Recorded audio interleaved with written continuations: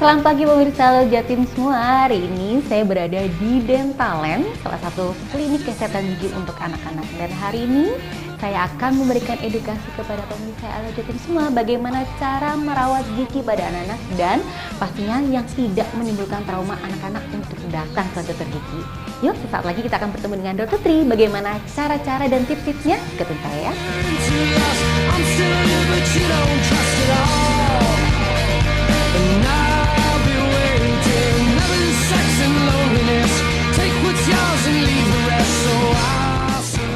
Ya pemirsa, seperti yang saya janjikan tadi, di samping saya sudah ada Dr. Tri, dokter yang cantik jelita. Selamat pagi dokter. Selamat pagi. Apa kabar dokter ya? Baik, sehat-sehat. Banyak sekali yang mau saya tanyakan, karena begitu masuk Dentalen, langsung suasananya kayak di playgroup. Ya kayak di dokter gigi ya dok ya. Iya. Kita akan banyak-banyak memberikan inspirasi kepada pemirsa tentang bagaimana sih cara merawat gigi pada anak, dan anak-anak biasanya takut dan trauma datang ke dokter gigi ya dok ya. Iya. Sebenarnya hal-hal seperti itu banyak banget yang harus disikapi. Jadi seperti nanti datang ke sini sudah kayak playgroup ya, gitu playgroup. ya. Kayak bukan di dokter gigi gitu ya dok ya. Iya. Jadi sebenarnya dok, perawatan yang dilakukan untuk anak-anak, apakah ada perbedaan dengan untuk orang-orang dewasa? Pasti sangat berbeda. Karena anak-anak itu bukan miniatur orang dewasa. Oke. Ya, susunan gigi lebih sedikit, jumlah giginya aja udah lebih sedikit. Bentuk gigi juga beda. Ya, pasti semuanya berbeda. Oke, Pasti ada cara-caranya khusus untuk menangani anak, khususnya yang lebih penting itu bagaimana memanajemen seorang anak. Nah, perawatan apa saja? Jadi mungkin dari anak itu lahir itu sudah sudah umur berapa bulan sudah tumbuh gigi? Apakah sudah perlu dilakukan perawatan apa seperti apa dok? Oh ya, begitu tumbuh gigi yang pertama, cuma 1 biji aja, itu sudah harus mulai dikenalkan ke dokter giginya, supaya dokter bisa memplanning, oh anak ini giginya cenderungnya gimana? Oh ternyata dia ini cenderung berlubang, mudah berlubang giginya, sehingga secara dini seorang dokter gigi anak bisa memplanning rencana-rencana pencegahannya. Oh berarti dari gigi pertama itu sudah bisa dideteksi jenis gigi untuk anak-anak itu seperti apa gitu ya dok ya? Bisa.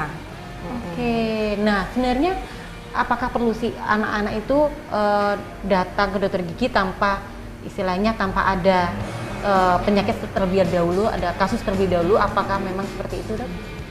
Kita kembalikan lagi, misalnya seorang ibu membawa anak yang sakit dengan seorang ibu membawa anak yang sehat, lebih mudah yang mana? Yang sehat, karena nggak rewel ya. Karena pasti nggak rewel kan. Nah itu yang pertama. Terus yang kedua, mencegah sama mengobati itu lebih rumit mana? Mengobati dong dok. Nah, lebih rumit yang mengobati kan, traumanya pasti lebih besar untuk si anak.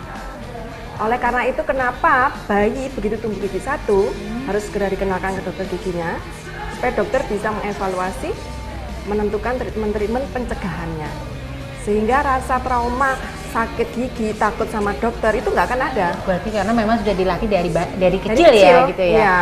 Oke, memang berarti dari umur berapa dok biasanya? 1 tahun ya kalau sudah tumbuh gigi? Ya, tumbuh gigi biasanya kan sekitar 5-6 bulan. Cuman beberapa anak ada yang 1 tahun baru tumbuh, ya maksimal umur 1 tahun lah. Itu sudah mulai dikenalkan ke dokter gigi. Dan mungkin banyak pemirsa yang belum tahu ya, kalau memang dokter gigi itu harus rutin tumbuh gigi pertama sudah bisa langsung ke dokter gigi. Betul. Ya dok ya. Oke, tapi kalau ada kasus tertentu yang memang harus dicabut, apakah memang perlu ya anak itu sudah mulai dicabut giginya untuk anak-anak? Pencabutan itu tindakan banyak kriteria. Yang pertama, seperti kasus ya, anak itu jatuh, giginya patah, padahal itu belum waktunya dicabut, tapi sangat mengganggu dia makan, dia tidur, dan gigi itu tidak bisa dirawat, mau nggak mau harus dibuang. Nah, tapi bukan berarti setelah dibuang, kita biarkan saja, ada perawatan lanjutan.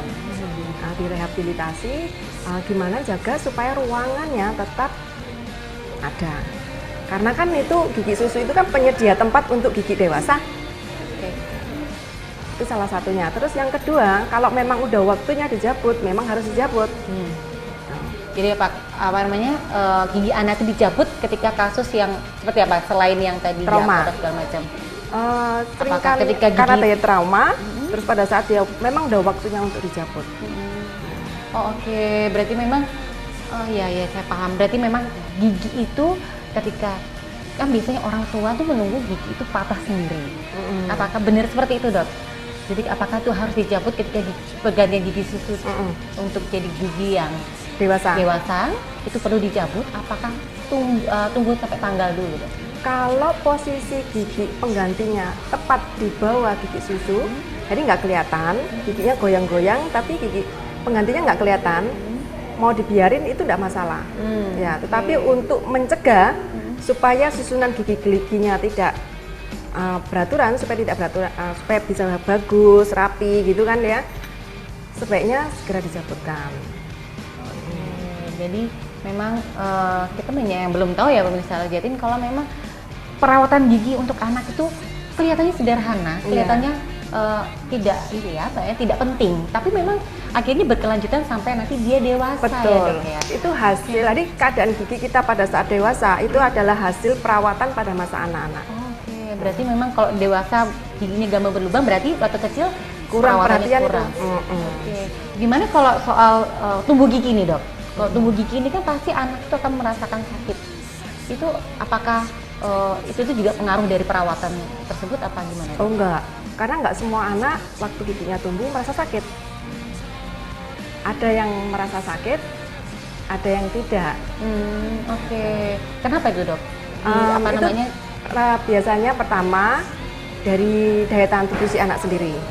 Terus kedua, setiap anak itu mempunyai reaksi terhadap rasa sakit itu berbeda-beda. Ada yang lebih tahan, ada yang tidak. Ya, seperti itu. Oke, tapi rata-rata tumbuh gigi di umur-umur berapa, Dok? Gigi anak-anak atau gigi dewasa nih? Anak-anak. Anak-anak. Iya. Sekitar umur 5-6 bulan sudah mulai tumbuh. Itu bergantung dari mungkin gizi. kalsium yang sudah mereka punya, gizi kalsium yang mereka Jadi punya. tergantung gizi salah satu, genetik juga bisa. Oke. Kemudian pola dia, ada beberapa anak itu yang suka ngenyot. Nah, itu pasti merangsang pertumbuhan gigi lebih cepat. Nah, ada anak-anak itu yang malas pakai dot, maunya pakai sendok kalau minum susu. Itu juga mempengaruhi kecepatan dari tumbuh giginya. Oke, berarti sekarang kita bahas tentang tahap-tahapnya nih, Dok. Dari kita pertama kali membawa anak ke dokter gigi, itu perawatannya apa aja sih, Dok? Nama-nama perawatannya apa aja? Bisa dijelaskan? Oke. Pertama kali datang, Ya. yang harus dipelajari oleh seorang orang tua, mami and daddy-nya, itu cara menyikat yang benar. Terus bagaimana cara mengajari anak untuk berkumur, ya. Kemudian kapan dia harus menyikat gigi anaknya, jam mungkin pagi atau malam, seperti itu ya. Nah, itu pada saat pertama kali. Nah, setelah tumbuh lengkap semua giginya, itu akan belajar apa, Dok? Akan belajar si anak untuk berkumur. Ya, otomatis kalau sikat kan belum bisa karena masih umur 1 tahun. Nah, nanti setelah umur 2-3 tahun, si anak akan belajar memegang sikatnya untuk berusaha menyikat sendiri. Tapi bukan berarti si anak sudah bisa. Nah, orang tua harus disiplin bahwa anak masih belum bisa. Motoriknya belum sempurna. Jadi orang tua pun tetap harus turun serta membantu menyikat gigi. Walaupun si anak dibiarkan untuk menyikat gigi sendiri. Ya, setelah dia sekitar umur 5, itu ada mulai perawatan-perawatan pencegahan yang bisa lebih insentif ya. Banyak sekali perawatan mulai dari fluor, visur silen, itu bisa dilakukan. Nah, kebetulan sekarang ini sudah ada memang pasien yang melakukan perawatan ya, Dok ya. Iya. Saat lagi kita akan lihat ya, Dok ya. Kita akan ngintip ke dalam pemirsa. Kita akan melihat salah satu pasien melakukan tindakan apa, saya juga belum tahu. Kita akan kembali lagi setelah pesan berikut ini, tetap di Alam Jatim.